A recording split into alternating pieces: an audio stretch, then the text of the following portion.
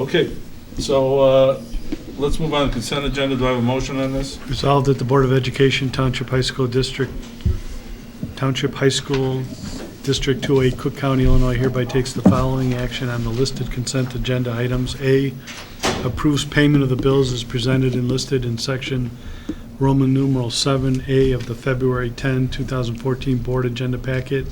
B, approves minutes from the meetings held on January 13 and 27, 2015, open and closed, as presented and amended in the February 10, 2015 Board Agenda Packet. Do I have a second? Second. Second by Ed Jepson. Any discussion? Well, we'll talk about it. So, Tim, why don't you go first? Your bills. Yeah, there was a question, there were several questions on the bills. I think the first one is on page 8 in the board book. It was on page 7, I think, in the what you were looking at over the weekend. But there was a payment to occupational health centers, bus driver physicals. These are payments that paraprofessionals that we have who drive the special education, the handicapped school minibus that we have. Annually, they have to take physicals and take written exams in order to maintain the licenses that they need to drive those vehicles. Thank you, Tim. There was a question regarding transportation. There's several. Page? Page 9 is a payment to Laidlaw Transit, which is for a student. There are several payments in other areas of the bills. I think on page 11 we have a payment to Grand Prairie, and there was a question of why we have the vendors that the number of vendors that we have. Laidlaw for a student is the vendor that we use. That was what we went out to bid on a couple of years ago. We use that for athletics, field trips, extracurriculars where they can't use the minibuses. Grand Prairie is the firm that's used by LADSI for our special education transportation.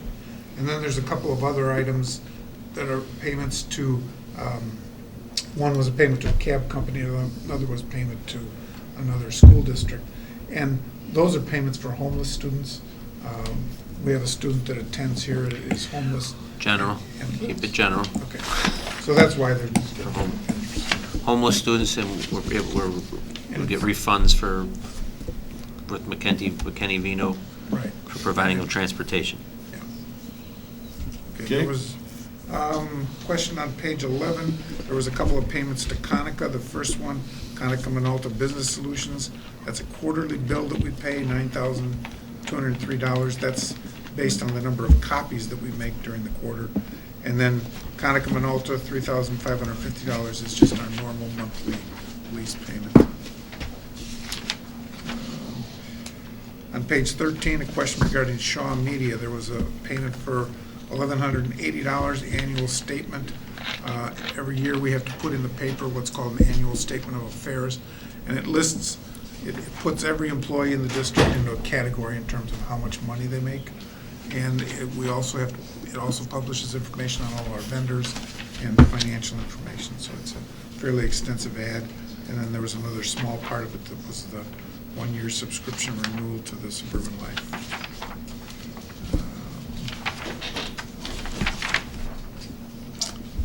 There's a payment to Costco. We had Costco in here. They did a luncheon for us a month or so back, and this is a membership where we've joined Costco. We picked up 6 cards, basically so that different departments, an individual in different departments have a card. For example, there's someone in student service, someone in the main office, depending upon what the needs are, those people go to that. And I think the final question was a payment to one of our employees for a college board national forum. This was one of our teachers who went to a national conference and did a presentation. That's more of a general question. Reimbursement. You know, it seems like which is a good, tell us more and more teachers are involved in all these national organizations, but now we see more and more expenditures sending people to national meetings.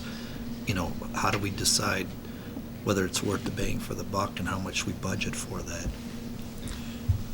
I guess I should point, Tim or Kevin, I'm pointing the question at you even though I was looking at them. The building administration is given a professional development for budget for teachers. And between that's the part of it principal then? and the assistant principals and the instructional coaches, they decide how to split that up and what's of importance and what's, In this case, this was actually money that comes from our Title II grant. Oh. We received $29,000 this year, and that has to be used for professional development. Okay, thank you, Tim. Okay, any questions, more questions on the bills?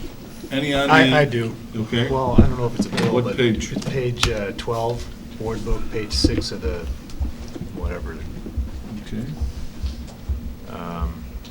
Kristen, our principal, tuition reimbursement, is that available to anyone, or is it?